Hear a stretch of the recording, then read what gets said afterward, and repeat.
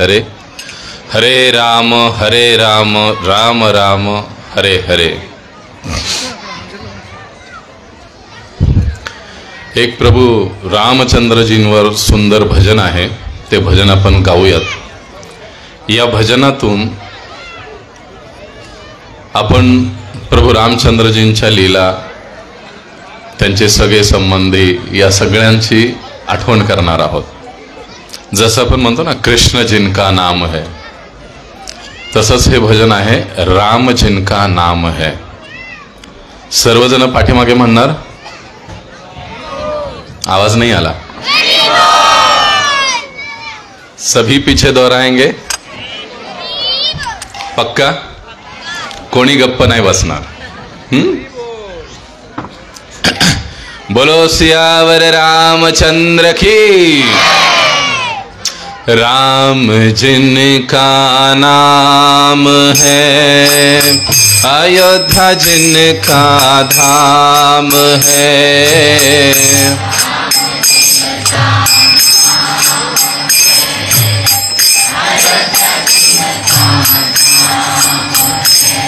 ओ राम जिनका नाम है, अयोध्या जिनका धाम है।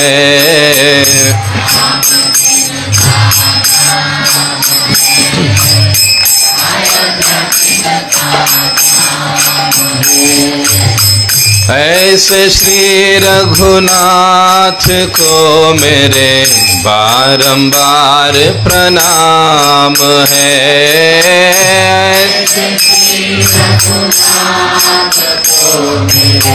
बारंबार प्रणाम है।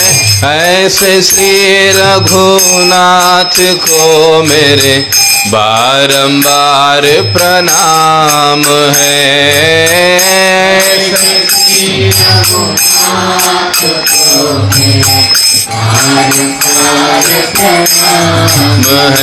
भजो रे रघुपति राघव राम रे, भजो रे रघुपति राघव राम रे। कौशल्या जिनकी माता है, दशरथ जिनके बाबा है। कौशल्या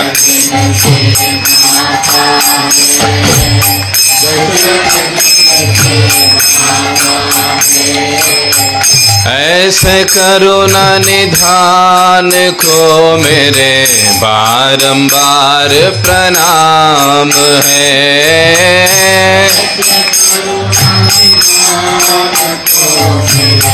बारंबार प्रणाम है। विश्वामित्र यज्ञ रखवारो, गौतम नारी अहल्या तारे।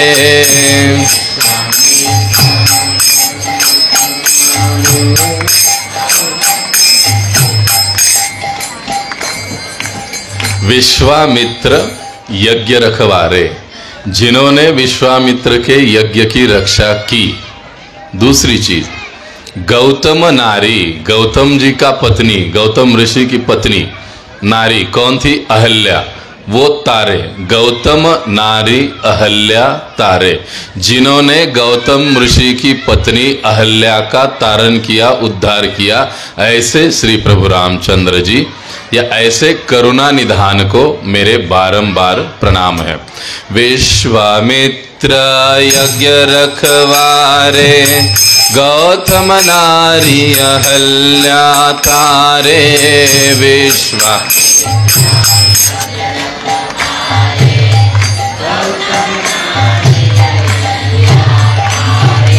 रामजी एवढे दयाळू आहेत की आज 12 वाजेपर्यंतच उपवास होता। बरोबर का नाही? खूप दयाळू आहेत आपले कृष्ण, एकदम कडक संध्याकाळपर्यंत काय दुसऱ्या दिवसापर्यंत उपवास करायला लावतात। त्यामुळे थोडंसं आवाज वाढला पाहिजे आपला। ऐसे करुणा निधान को मेरे बारंबार प्रणाम है।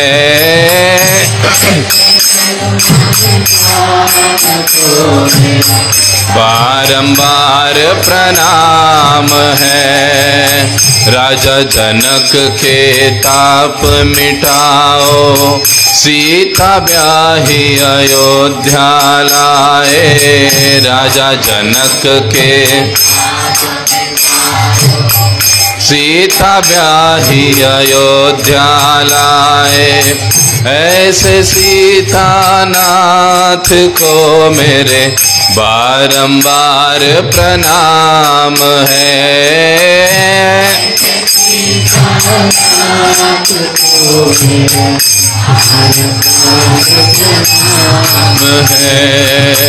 पीत वचन से वन में सिधारे, संग जानकी लक्ष्मण प्यारे। पीत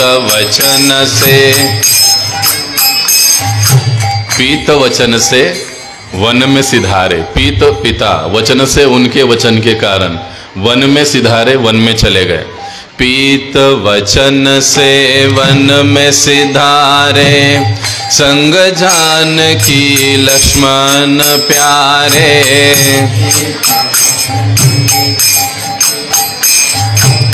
संग जानकी लक्ष्मण प्यारे।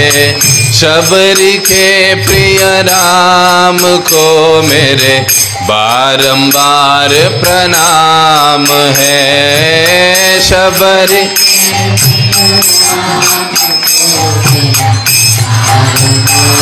प्रणाम है। भजरे भक्त वत्सल राम रे। भजरे भक्त वत्सल राम रे। धनुष बन से धारण हारे, राक्षस मारे कष्ट सब तारे। धनुष बन से राक्षस मारे कष्ट सब तारे। हनुमान के प्राण को मेरे बारंबार प्रणाम है। हनुमान के बारंबार प्रणाम है। बजरे सीता बजरे दशरथ नंदन राम रे। भजरे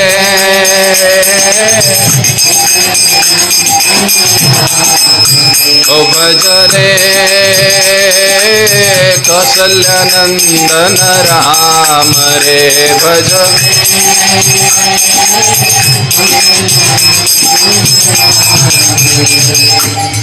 बोलो सियावर रामचंद्र की जय।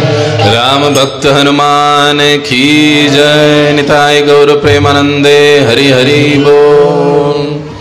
ओम अज्ञानतिमिरान्धस्य ज्ञानाञ्जनशलाकया चक्षुरुन्मिलितं येन तस्मै श्री गुरवे नमः। श्री चैतन्य मनोभीष्टं स्थापितं येन भूतले स्वयं रूप कदा मह्यं ददाति स्वपदान्तिकं। वन्देऽहं श्रीगुरौ श्रीयुतापदकमलं।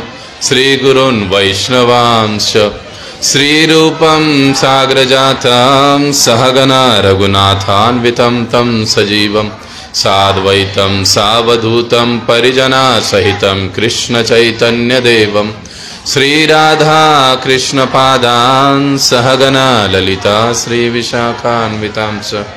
नमो ओं विष्णुपादाय कृष्णपृष्ठाय भूतले श्रीमते भक्तिवेदांत स्वामिन् इति नामिने। नमस्ते सारस्वते देवे गौरवाणी प्रचारिणे निर्विशेष शून्यवादी पाश्चात्य देशतारिणे। नमो महावदन्याय कृष्ण प्रेम प्रदायते नामने गौरत्विषे नमः। हे कृष्णा करुणा सिंधो दीनबंधो जगत्पते गोपेश गोपिका कांत राधा कांत नमस्तुते। तप्त कांचन गौरांगी राधे वृंदावनेश्वरी वृषभानुसुते देवी प्रणमामि हरिप्रिये। वाञ्छाकल्पतरुभ्यश्च कृपा सिन्धुभ्येव च पतितानां पावनेभ्यो वैष्णवेभ्यो नमो नमः। जय श्री कृष्ण चैतन्य प्रभो नित्यानंद श्री अद्वैत गदाधर श्रीवासादि श्री गौर भक्तविंद। हरे कृष्णा हरे राम राम राम हरे हरे। मूकं करोति वाचालं पंगुं लंघयते गिरिं यत्कृपातमहं वन्दे श्रीगुरो दीनतारिणम्। हमेशा की तरह प्रभु रामचंद्र को आज प्रणाम करेंगे हम। सभी पीछे दोहराने का प्रयास कीजिए। लोकाभिरामं रणरंगधीरं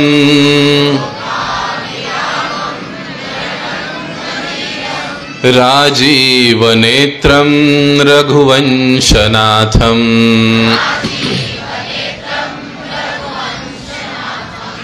कारुण्यरूपं करुणाकरन्तं श्रीरामचन्द्रं शरणं प्रपद्ये।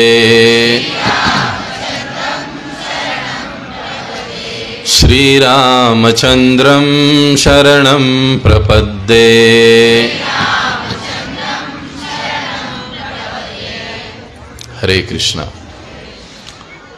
तो आज के इस रामनवमी महोत्सव के पावन अवसर पर इस्कॉन सोलापुर श्री राधा दामोदर मंदिर की ओर से आप सभी भक्तों का हार्दिक स्वागत है। आप सभी भक्तों का उत्साह देखकर मुझे बड़ी प्रसन्नता हो रही है। पिछले 3 दिन से मैं आप सभी भक्तों के बीच में हूँ। आप भक्तों का उत्साह, आप भक्तों का सेवा देखकर वाकई में मैं अभी कृष्ण भक्त प्रभु जी से कह रहा था कि पुणे जाते हुए मैं यहाँ से बहुत कुछ लेकर जाने वाला हूँ, मैं खाली नहीं जाऊँगा। तो ऐसे ही उत्साह प्रेम के साथ आप सभी प्रभुपाद जी के आंदोलन में लगे रहिए। जो अभी तक लगे नहीं उनका भी हार्दिक हृदय के साथ स्वागत है। जो पहली बार नए आए हैं, इसी प्रकार से मंदिर के होने वाले कार्यक्रमों में भाग लीजिए और अपने मनुष्य जीवन को सफल कीजिए। तो आप सभी का पुनः एक बार मैं आभार व्यक्त करता हूँ और हमारे कथा प्रसंग को शुरुआत करते हैं। जैसे पहले दिन मैंने कहा था कि आखिरी के अंतिम दिन भगवान के प्राकट्य दिन पर हम बालकांड यानी भगवान का प्राकट्य लीला हम सुनेंगे। तो इसलिए हमने बालकांड नहीं लिया था और जो हमने श्लोक गाया था उस एक श्लोक के आधार पर हमने पूरा रामायण को कंप्लीट करने का कोशिश किया था। एक बार उस श्लोक को दोहराएंगे, जो नहीं थे उनका भी रामायण श्रवण हो जाएगा। बराबर है ना? सभी को लाभ मिलेगा।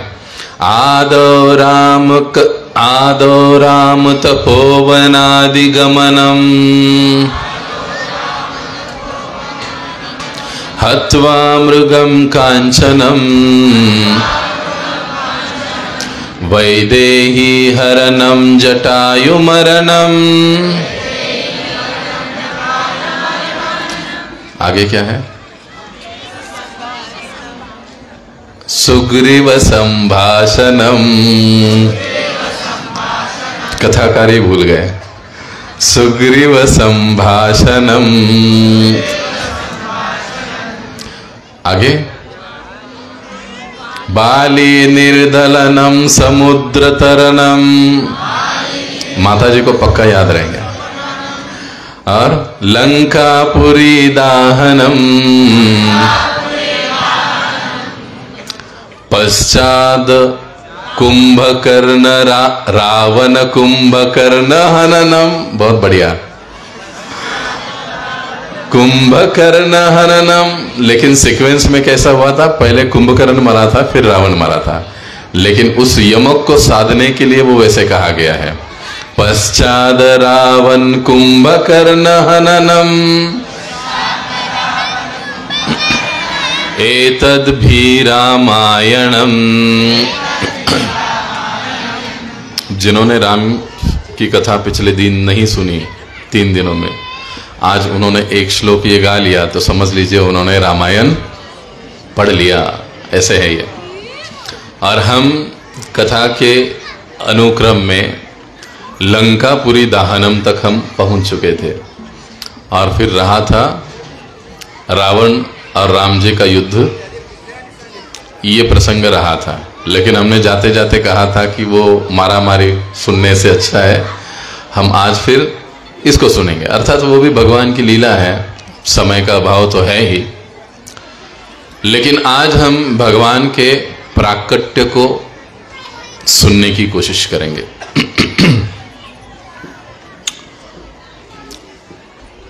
तो रामायण के जो आद्य रचनाकार है वाल्मीकि मुनि, उनके अनुसार उन्होंने जो रामायण लिखी, जो बताया, अब ये ऐसे है कि जहाँ पर ये बताया गया है, हम लोग जब रामायण को पढ़ते हैं तो उसमें बहुत समय की बात है। ऐसे लहानपणी जशी आपण गोष्ट ऐकायचो ना, खूप खूप वर्षापूर्वी एक राजा होता, वैसे ये कथा बताई जा रही। बहुत बहुत समय के पहले वाल्मीकि मुनि नाम के एक मुनि रहा करते थे, और वो जो है कैसे थे, वो मुनि थे लेकिन फिर भी नित्य भगवान की लीलाओं में आनंद लेने वाले थे। ऐसे वो मुनि थे, उनको भगवान के लीलाओं में बड़ा आनंद आता था। तो एक दिन अपनी कुटिया में वो बैठे हुए थे, अपने शिष्यों के साथ इसी प्रकार से भगवान की लीलाओं पर वो चर्चा कर रहे थे। उतने में वहां पर कौन पधारे, कौन पधारे वहां पर, याद है किसी को? नारद मुनि आ गए। नारद मुनि आ गए और नारद मुनि आने के साथ ही उन्होंने नारद मुनि का स्वागत किया, सत्कार किया, मीठे वचन बोले। और उनके मन में काफी समय से, यानी वाल्मीकि मुनि के मन में काफी समय से प्रश्न चल रहा था कि इस धरातल पर ऐसा कौन राजा है जो समस्त गुणों से युक्त है, और उसके संबंध में वो प्रश्न पूछते हैं नारद मुनि से। अब नारद मुनि प्रभु रामचंद्र जी का वर्णन सुनाते हैं कि वे कौन है, वो कैसे दिखते हैं। कई बार लोग कहते हैं ना कि राम यह काल्पनिक है। गीता में भगवान क्या कहते हैं? अवजानन्ति मूढ़ा। और मूढ़ा शब्द का प्रभुपाद जी अनुवाद क्या देते हैं, पढ़ा कभी किसी ने? प्रथम कोटि का मूर्ख। राइट। तो जो इस प्रकार से भगवान का उपहास करते हैं या उनको भगवान के रूप में नहीं समझते, प्रभुपाद कहते हैं वो पहले कोटि का मूर्ख है। और फिर ये प्रभुपाद नहीं कहते, ये तो भगवान ने कहा है कि अवजानन्ति मां मूढ़ा मानुषिम तनुमाश्रितम, कि हे अर्जुन, जो लोग मेरा उपहास करते हैं जब मैं मनुष्य के रूप में अवतरित होता हूं, मैं तो कहता हूं वो मूढ़ा यानी पहले दर्जे के मूर्ख है। इसीलिए अब ये हम पर निर्भर करता है कि हमको पहले दर्जे का मूर्ख बनना है कि स्पेशल रैंक वाला बुद्धिमान बनना है। ये चॉइस हमारा है। अब यहां पर नारद मुनि पूरी तरह से भगवान के अंग प्रत्यंग, उनका रूप, उनकी आंखें, उनकी भुजाएं, उनका हाथ, उनके चरण, पूरा वर्णन करके सुनाते हैं वाल्मीकि मुनि को कि वो दिखने में कैसे हैं, उनके गुण क्या है, कैसे धैर्यशील, सारा वर्णन वहां पर होता है। और ये सब वर्णन सुन के वाल्मीकि मुनि बड़े शांत होते हैं। जो इतने समय से उनके हृदय में थोड़ा कोलाहल चल रहा था, थोड़ी अशांति चल रही थी, ये सारा वर्णन सुनने के बाद वो बड़े शांत हो गए, आनंदमय हो गए। कई आचार्यगण तात्पर्य में समझाते हैं कि जीव सारी दुनिया घूम ले, हम सारी दुनिया घूम ले, जब तक हम भगवान के वर्णन को, कथाओं को, लीलाओं को नहीं सुनते, तब तक हम शांति और आनंद की प्राप्ति कर ही नहीं सकते। वाल्मीकि मुनि के इस प्रसंग से इस चीज को हम समझ सकते हैं अच्छे से। हालांकि इतने बड़े तत्वज्ञानी ज्ञाता थे, लेकिन फिर भी उनके हृदय में एक प्रकार की असंतुष्टता थी। अब ये सारा वर्णन सुनाने के बाद, सुनने के बाद नारद मुनि तो अपने रास्ते चले गए। अब ये चिंतन में लग गए वाल्मीकि मुनि। सुनने के बाद क्या करना चाहिए? सुनने के बाद क्या करना चाहिए? अभी पिछली साल महाराज जी के साथ यात्रा गया था। महाराज जी कथा कर रहे थे, कई सारे भक्त बैठे। अब नीचे सब मिट्टी थी, भक्त लोग उठ गए और उठते उठते उन्होंने क्या किया, अपना कुर्ता झाड़ दिया ऐसे। महाराज म्हटले जेवढं ऐकलं तेवढं सगळं झाडलं का इथंच? इसीलिए पूछ रहा हूं कि सुनने के बाद क्या करना चाहिए? चिंतन करना चाहिए, उसके ऊपर मनन करना चाहिए कंटिन्यू। अब ये वाल्मीकि मुनि वही कर रहे हैं। इनके साथ भरद्वाज मुनि थे। भरद्वाज मुनि के साथ संध्या स्नान के लिए वो तमसा नदी के तट की ओर निकल पड़े। दोनों साथ चल रहे हैं, लेकिन वाल्मीकि मुनि भरद्वाज मुनि के साथ है ही नहीं। वो उनके दिमाग में कंटिन्यू वही बात चल रही है, राम जी का वर्णन, राम जी का रूप, राम जी के सारे गुण, उनका ही चिंतन चल रहा है। कैसे देख सकता हूं, कैसे मिल सकता हूं, कहां मिलेंगे, अयोध्या में है कैसे, वो सब सोच रहे। अब तमसा नदी के तट पर आ गए। भरद्वाज मुनि सीधे सीधे प्रणाम करके तमसा नदी में स्नान के लिए निकल गए, लेकिन वाल्मीकि मुनि नदी के तट पर ही बैठे रहे और वही उनके दिमाग में कंटिन्यू वही मन में चिंतन चल रहा है, प्रभु रामचंद्र जी का रूप, उनका गुण आदि। अब चिंतन कर रहे हैं, सामने कई सारे वृक्ष लताएं दिख रही है उनको। उस वृक्ष पर उनको 2 क्रौंच पक्षी दिखाई दिए, एक नर एक मादा, जो प्रेम लाप कर रहे थे, प्रेमालाप आपस में। तो वह उनकी ओर देख रहे थे और देखकर सोच ही रहे थे कि किस प्रकार से जीव इस काम के बंधन में, इस भौतिक जगत में फंसता है, फिर चाहे वो मनुष्य हो या फिर पशु या पक्षी, कोई अंतर नहीं है। ऐसे वो सोच रहे थे, साथ में उनका चिंतन चल रहा था। उतने में उन्होंने देखा कि कहीं से एक जोर से तीर आ गया धनुष्य बाण से, और सीधा वो जो मादा पक्षी थी, क्रौंच पक्षी, उसको जाकर लग गया और वो पेड़ से नीचे गिर गई। जैसे ही अपने साथी को नीचे गिरता हुआ देखा, वो तड़पने लगी। ये जो नर पक्षी था क्रौंच, वो नीचे आ गया और उसके इर्द गिर्द घूमने लगा चिल्लाते हुए। देखिए, ये भावना जो है ना, ये पशु में भी है, हम में है, कोई बहुत बड़ी बात नहीं है। इसी को काम का बंधन, इसी को इस भौतिक जगत की आसक्ति कहा जाता है, वस्तु के प्रति, व्यक्ति के प्रति। और ये सारी घटना को वाल्मीकि मुनि दूर बैठकर देख रहे हैं और वो ये समझ रहे हैं, देख रहे हैं कि वो जो पक्षी है वो क्रंदन कर रहा है। लेकिन ये सारे प्रसंग को देखकर वाल्मीकि मुनि को थोड़ा गुस्सा आ गया और गुस्से में ही उनके मुख से कुछ शब्द निकल पड़े, एक श्राप निकल पड़ा। वास्तविकता में वाल्मीकि मुनि कभी क्रोधित नहीं होते हैं, क्योंकि जो क्रोध करता है उनके हृदय में भगवान कभी आते नहीं हैं। कंब रामायण के अनुसार ऐसे 14 स्थान हैं जहां पर भगवान गारंटेड रहते हैं या प्रवेश करते हैं, गारंटेड। उसमें से एक स्थान है ऐसा हृदय या ऐसा व्यक्ति जो कभी क्रोध नहीं करता, उनके हृदय में भगवान रहते, वो उनका स्थान है। 14 स्थान बताएगा, उसमें से एक। लेकिन अब क्या बात हुई कि वाल्मीकि मुनि क्रोधित हो गए और क्रोधित होकर ही उन्होंने उस जो शिकारी था, जो निषाद था, उसको श्राप दे दिया। उनके मुख से स्वयं वही निकल गया, मां निषाद प्रतिष्ठा त्वम गम समा यत क्रौच मिथुनादेकम अवधि काम मोहितम। अरे हे क्रूर निषाद, काम क्रीड़ा में रत इन क्रौंच पक्षी के हत्या के कारण तुम्हें कभी मानसिक शांति की प्राप्ति नहीं होगी। ये वैसे बहुत बड़ा श्राप है, और ये हम कलयुग के जीव जी रहे हैं, क्योंकि मानसिक शांति किसी के पास है ही नहीं है। सही बात है ना? ऐसा है कोई यहां पर कि यस आई एम 100% सेटिस्फाइड, मैं 100% एकदम पक्का हूं? है कोई? आप हो प्रभु? नहीं तो मुझे भी सीखना पड़ेगा ना फिर। कैसे? शास्त्र कहते हैं कैसे कोई नहीं है, लेकिन अब इन्होंने जो श्राप दिया है उसको थोड़ा हमको समझना जरूरी है, प्रचार के उद्देश्य से, विशेष रूप से नए लोगों के दृष्टि से। अब इन्होंने श्राप क्या दिया है?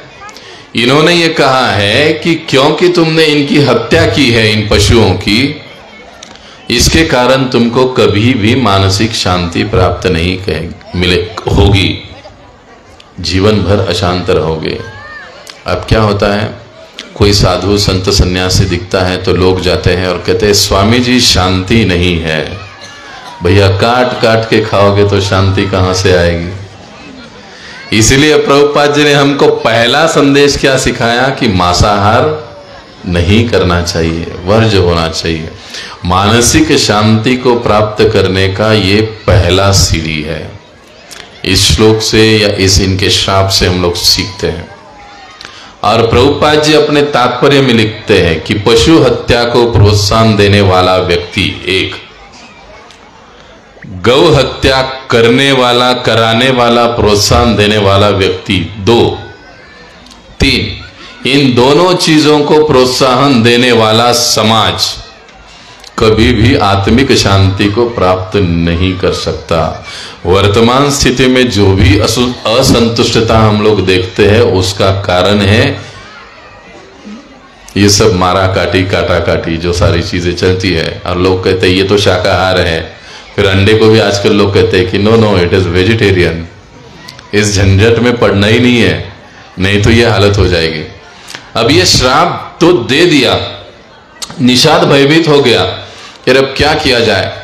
बेचारा वो वहां से चला गया और ये भी वापस अपनी कुटिया की ओर आ गए। लेकिन वो मन में इतना संकोच कर रहे थे, इतना लज्जित हो रहे थे कि ऐसे कैसे मुझ जैसे साधु को इस प्रकार से क्रोध करके श्राप देना तो ठीक बात नहीं है, ये मैंने अनुचित काम किया। एक ग्लानि, एक पश्चाताप उनके हृदय में हो रहा था। गलती हो तो पश्चाताप जरूर होना चाहिए, तो उसका क्षालन हो जाता है। गलती करने के बाद मीच बरोबर आहे असं म्हटलं की फिर गलती कभी सुधरेगी? अब देखिए ये इनके हृदय की बात को ब्रह्मा जी समझ गए, और जब वो कुटी में बैठे थे इस प्रकार से सोचते हुए कि कैसे मुझसे ये गलती हो गई, अब ब्रह्मा जी अपने हंस पर विराजमान होकर सामने आ गए कि हे वाल्मीकि, आप चिंता मत करो, अपने आप को दोषी मत ठहराओ, क्योंकि तुम्हारे मुख से जो शब्द निकले, जो श्राप निकला, जो क्रोध तुमको आया, वो मेरी इच्छा थी।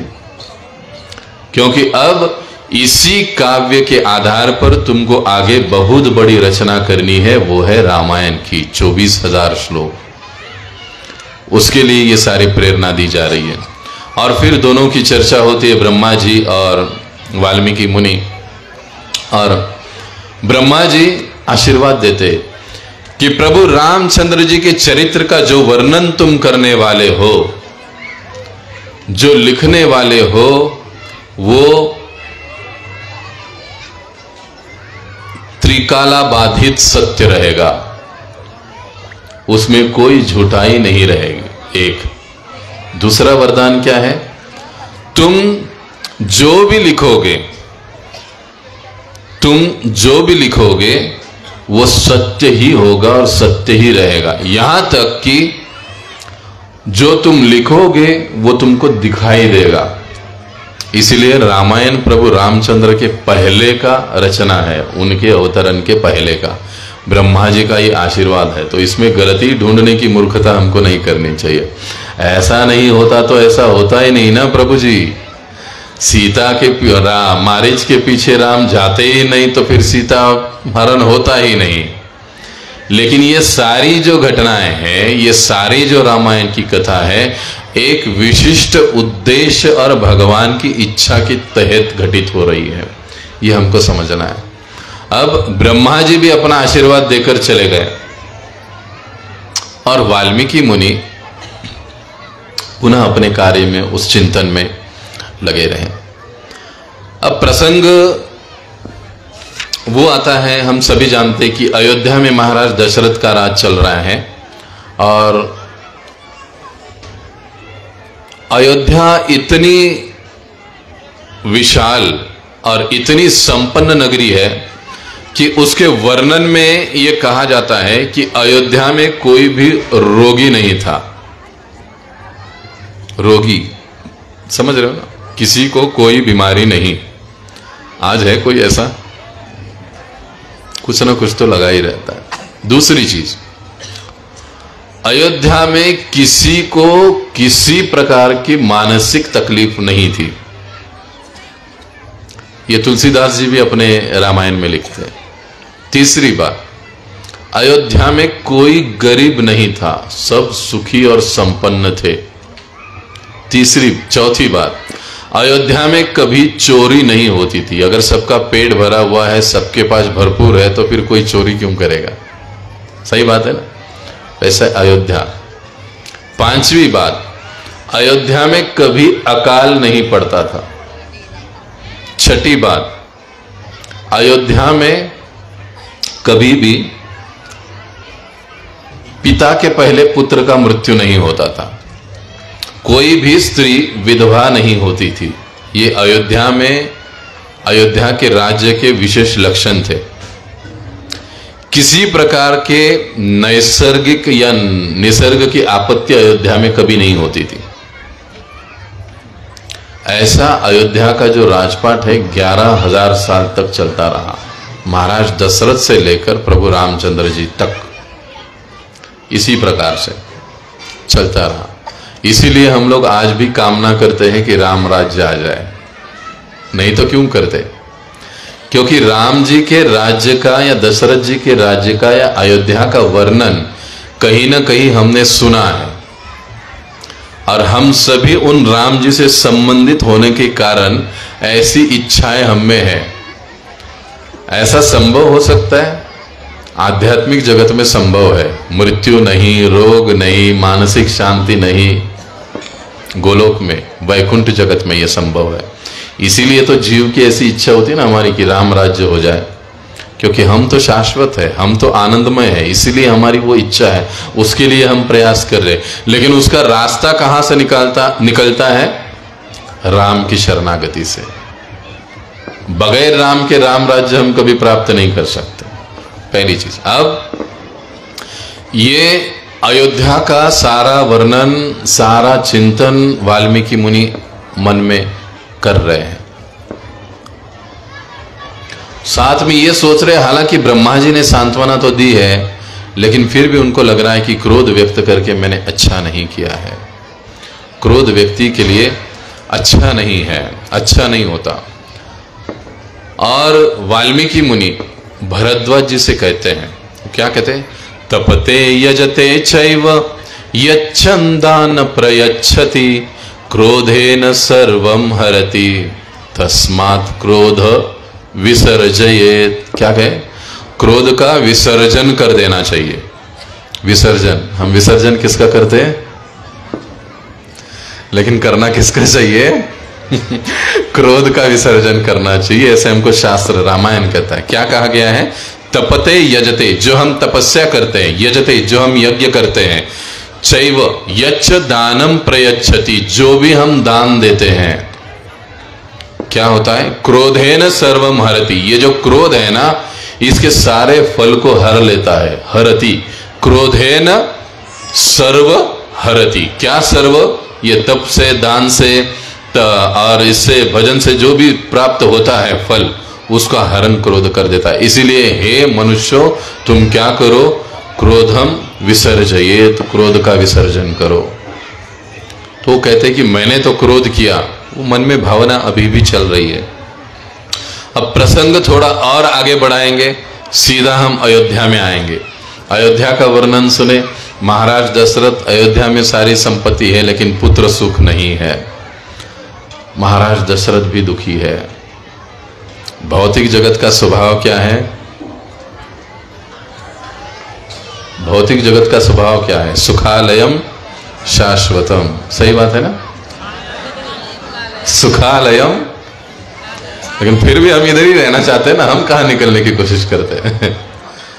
दुखालयम अशाश्वतम, चाहे कितनी भी संपन्नता व्यक्ति के पास क्यों ना हो, किसी न किसी प्रकार का दुख उसे पीड़ित करता ही रहेगा। ये इस भौतिक जगत का स्वभाव ही है।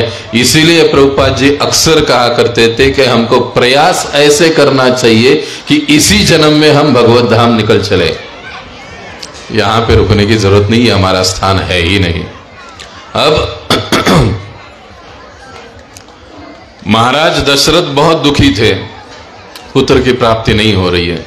तो हमने सवेरे सुना, वशिष्ठ के पास चले गए, अपने गुरु के पास, उनसे चर्चा की और फिर बहुत बड़ा यज्ञ कराया। सवेरे सुना, यज्ञ सफल हुआ और यज्ञ से अब आगे जाएंगे। यज्ञ से यज्ञ पुरुष प्रकट हुआ।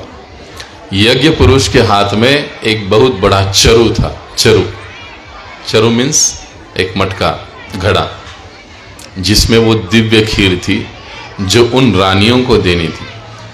जैसे ही विष्णु जैसे दिखने वाले उस यज्ञ पुरुष ने वो चरु हाथ में लेकर सामने आ गए, तुरंत श्रृंगी ने उस चरु को अपने हाथ में ले लिया और महाराज दशरथ को दे दिया कि हे दशरथ, अब क्या करो, इस चरु में जो सारी खीर है ना, अपने रानियों को खिलाओ।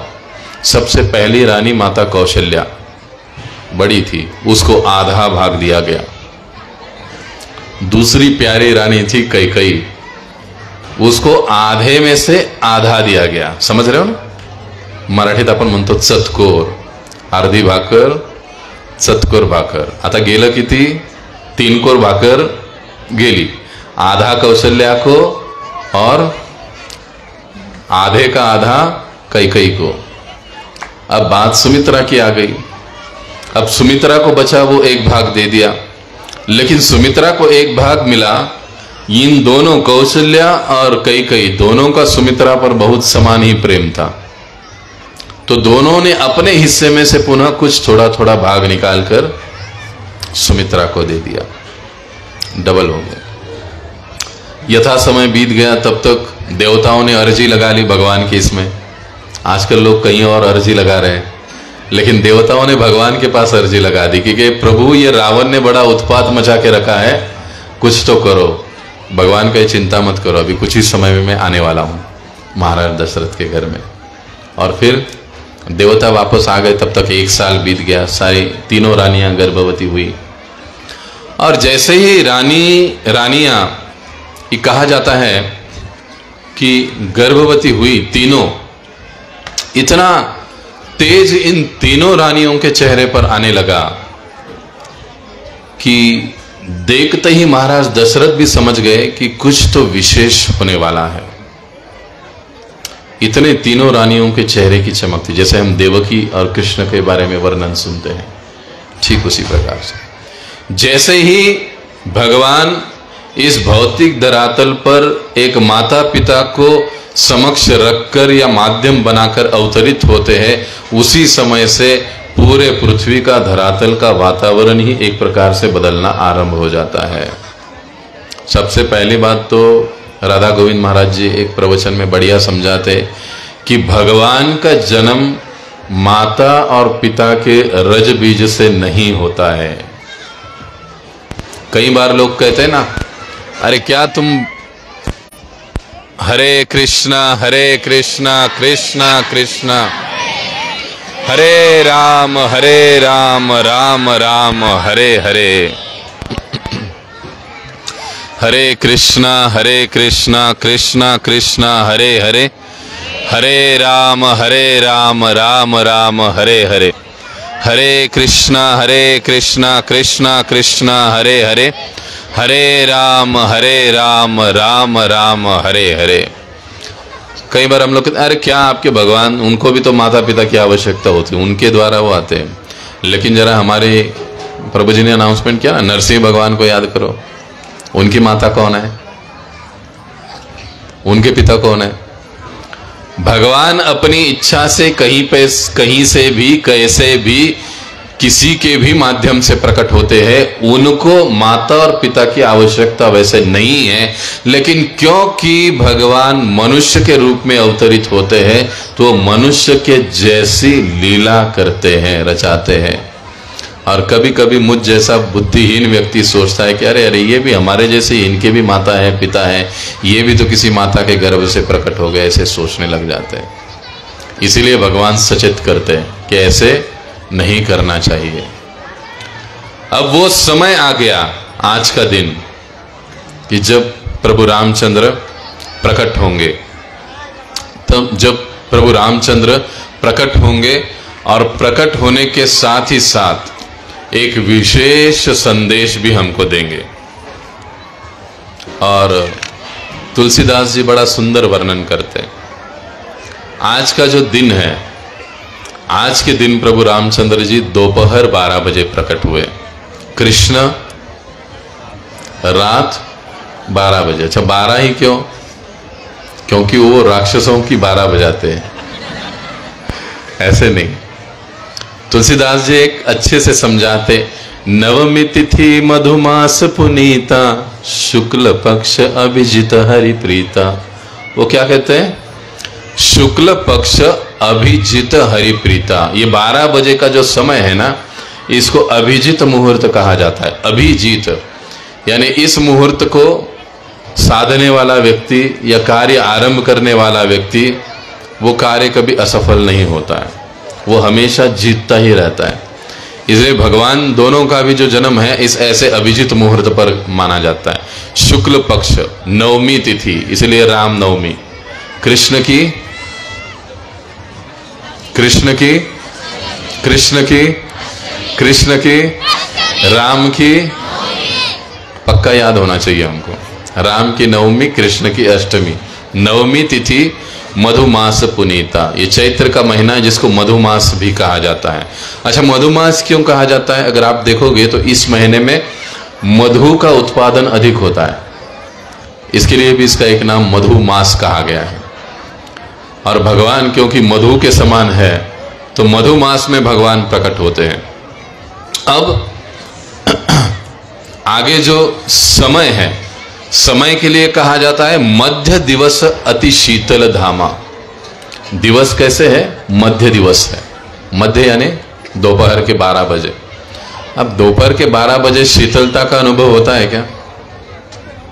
सूर्य कुठं असतो? ऊन कुठं असतं? फिर यहां पर ऐसे क्यों कहा गया है मध्य दिवस शीतल अतिधामा? क्योंकि प्रभु रामचंद्र के आने के कारण उस समय अपने आप ही जो हवा है इतनी शीतल और ठंडी हवा बहने लगी कि सारे पृथ्वी पर सृष्टि में एक आह्लाददायी वातावरण निर्माण हो गया। गर्मी किसी को महसूस नहीं हो रही थी, इसीलिए सवेरे हम रामचंद्र शब्द का मतलब देख रहे थे, सुना ना जिन्होंने भी। तो इस प्रकार से भगवान जो प्रकट होते हैं अति शीतल धामा, पावन काल लोक विश्राम। अत्यंत पावन काल में भगवान प्रकट होते हैं। पावन काल मतलब जैसे भगवान आने का समय हो गया, सारे ग्रह अपने आप शुभ स्थिति में आ जाते हैं, अपने आप आ जाते हैं। यहाँ पे हम लोग ग्रहों को शुभ करने के लिए क्या क्या नहीं करते हैं। कोई कुत्तों को खिलाता है, कोई बंदरों को खिलाता है, कोई और क्या करता है, कोई और क्या करता है। लेकिन ग्रहों को यदि शुभ स्थिति में लाना है तो जिनके आने से ग्रह शुभ होते हैं उनकी शरण यदि हम लोग लेते हैं तो हमारे ग्रह अपने आप ही शुभ हो जाते हैं। उसके लिए कुछ अलग से करने की जरूरत नहीं पड़ती है। यह भक्ति का एक सिद्धांत है। तो आचार्यगण समझाते कि ऐसे नहीं कि प्रभु रामचंद्र जी को बुरे ग्रहों के प्रभाव से बचाने के लिए ये जो ग्रह है वो शुभ स्थिति में आ गए, बल्कि आचार्य लोग समझाते हैं कि भाई ये जो ग्रह शुभ स्थिति में आ गए वो इसलिए आ गए कि वो अपने आप को धन्य करना चाहते हैं, इसलिए ग्रह भी अपने आप शुभ हो जाते हैं। ऐसी स्थिति में भगवान जी प्रकट होते हैं। माता कौशल्या से प्रभु रामचंद्र। बोलो सियावर रामचंद्र की। माता कौशल्या से प्रभु रामचंद्र, कैकेयी से भरत। प्रभु रामचंद्र किसके प्रतीक हैं? क्षमा करना, सिर्फ 5 मिनट एक्स्ट्रा लूंगा आपके। हाँ, प्रभु रामचंद्र धर्म के प्रतीक है। भरत किसके प्रतीक है? त्याग और वैराग्य के प्रतीक है। लक्ष्मण और शत्रुघ्न, लक्ष्मण किस चीज के प्रतीक है? और धर्म हुआ। राम के बाद लक्ष्मण अर्थ के प्रतीक है। इसलिए श्री संप्रदाय का जो रामायण है, उस रामायण में लक्ष्मण शब्द की व्याख्या बड़ी सुंदर हुई है। लक्ष्मणो लक्ष्मी संपन्नो इति लक्ष्मणः। क्या कहते हैं वो? कि जो लक्ष्मी से अक्सर संपन्न रहते हैं, या दूसरा उसका मतलब जो हर वस्तु को भगवान श्री राम के संबंध में देखते हैं, वो लक्ष्मण। एक अब भरत जो है धर्म अर्थ, क्षमा करे शत्रुघ्न, वो काम के प्रतीक है। लेकिन ये इधर वाला काम नहीं, उधर वाला काम, यानी वास्तविक काम, उनके प्रतीक है। अब बचे कौन? भरत। ये मोक्ष, वैराग्य या त्याग के प्रतीक है। देखो 4 जो स्तंभ है, धर्म अर्थ काम और मोक्ष, इन चारों के प्रतीक है। चारों प्रकट हुए, पूरी अयोध्या नगरी में एक ही आनंद हो गया। और तब क्या हुआ? वहां पर वशिष्ठ मुनि आ गए और उन दासियों ने क्या किया? राम के साथ किसको रखा? शत्रुघ्न को रखा। और बचे 2, कौन बचे? भरत और लक्ष्मण। भरत और लक्ष्मण को साथ में रखा। दोनों बहुत जोर जोर से रोने लगे, चारों भी रोने लगे, एकदम चिल्लाहट चालू हो गई। अरे ये क्या हो गया? बच्चे क्यों रो रहे? बच्चे क्यों रो रहे? बच्चे क्यों रो रहे? इतने में वशिष्ठ मुनि प्रवेश करते। अरे क्या बात है? ये देखो बच्चे रुक ही नहीं रहे।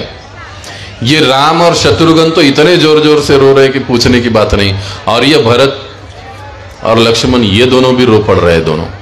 ये बात क्या है? तो कहते हैं कि एक काम करो, ये जोड़ी फोड़ा, ये जो जोड़ी है वो जोड़ी बदलो। है क्यों? ये राम जो है वो लक्ष्मण के साथ सही रहेंगे, और ये जो भरत है ये शत्रुघ्न के साथ रहेंगे। इसका मतलब क्या हुआ? धर्म के साथ क्या होना चाहिए? लक्ष्मण किसके साथ? लक्ष्मण किसके प्रतीक है? अर्थ के। धन है, लेकिन अगर धन धर्म के काम में नहीं आ रहा है तो केवल पश्चाताप ही है। वो धर्म हमको इसी भौतिक जगत में बांध के रखने वाला है। इसीलिए धर्म को अक्सर किसके साथ जोड़ना चाहिए? धन को अक्सर किसके साथ जोड़ना चाहिए? धर्म के साथ, यानी भगवान के साथ, राम जी के साथ, कृष्ण जी के साथ धन को जोड़ना चाहिए। उनकी सेवा में धन को लगाने का पूरा प्रयास करना चाहिए। इससे क्या होता है? भगवत प्राप्ति का मार्ग धन के माध्यम से भी खुल जाता है। अब रही बात भरत और शत्रुघ्न।